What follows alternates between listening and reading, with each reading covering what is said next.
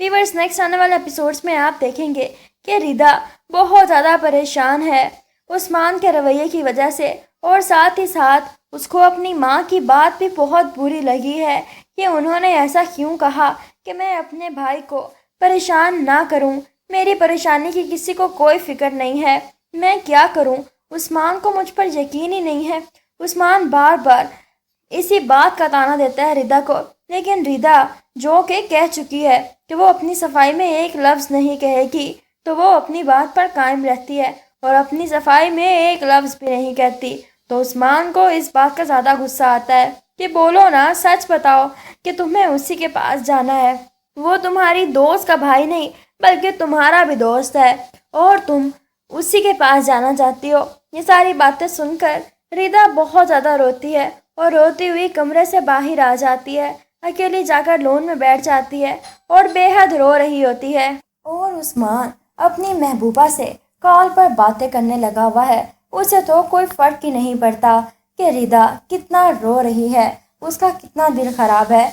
उसे फिर होश आती है। रिदा बहुत देर से कमरे में वापस नहीं आई, पता नहीं कहाँ चली गई है, कहीं घर से चली तो नहीं गई।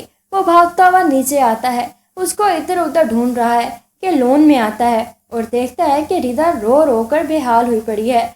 तो उसको आकर कहता है कि ये क्या तमाशा है, तुम यहाँ पर क्यों बैठी हो। तो जब उसके चेहरे की तरफ देखता है तो उसका दिल सहम जाता है और आकर पास बैठता है और कहता है कि रो क्यों रही हो, अब क्या मसला है तुम्हें। जिस पर रिदा कहती है कि कोई मसला नहीं है, जाएं आप, मुझे आपसे कोई बात नहीं करनी।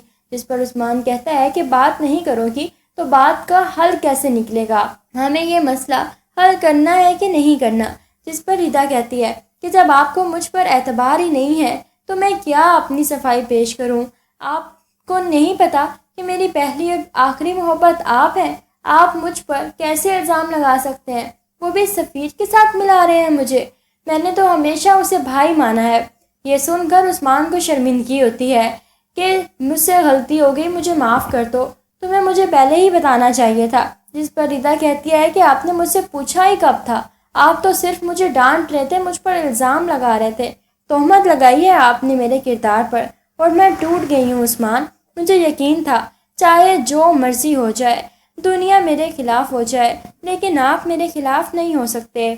उस्मान ये सब कुछ सुनकर बहुत ज़्यादा शर्मिंदा होता है और रिदा को मनाता है, उसे लेकर कमरे में जाता है। अगले दिन छुट्टी का होता है तो रिदा उसके साथ बाहर घूमने जाती है। दोनों बहुत अच्छा टाइम स्पेंड करते हैं। जब अगले दिन उस्मान ऑफिस आता है तो दोबारा से वही लड़की पास आकर बैठ जाती है। अब की दफ़ा उस्मान का दोस्त आता है और आकर कहता है कि वो शादीशुदा है और अपने डोरे किसी और पर जाकर डालो। और ये बात उस लड़की को बहुत बुरी लगती है।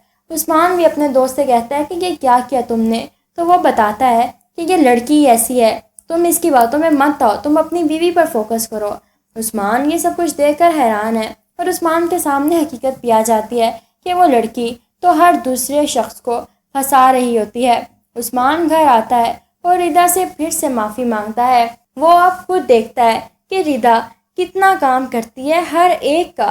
वो अपनी बहन से कहता है कि आप रिदा की हेल्प करें, वो अकेली कैसे पूरा घर संभाल सकती है। ये सुनकर उसकी बहन हैरान है। तो भाई करती हूँ ना मैं काम, लेकिन उस्मान कहता है कि मैं अच्छे से देख रहा हूँ कौन क्या करता है। वो अपने माँ बाप को भी समझाता है कि ये सब कुछ ना करें, लेकिन वो लोग नहीं मानते।